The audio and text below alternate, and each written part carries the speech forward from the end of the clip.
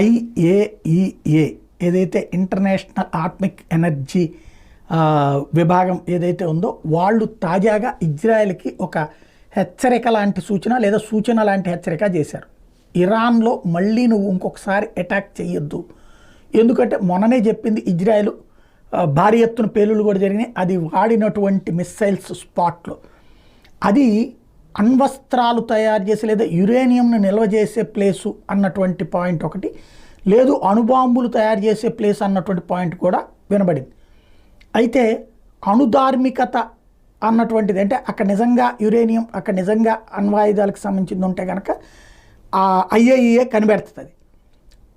అణుధార్మికత అనేది టచ్ అయింది అక్కడ, అంటే ఇజ్రాయెల్ కరెక్ట్ స్పాట్టే కొట్టింది. మరొకసారి ఆ ప్రాంతం మీద అటాక్ చేయొద్దు, అది జరిగితే అణు విస్ఫోటనం సంభవిస్తుంది, అంటే మొత్తం అణుబాంబు పేలట్ పైనుంచి వీళ్ళే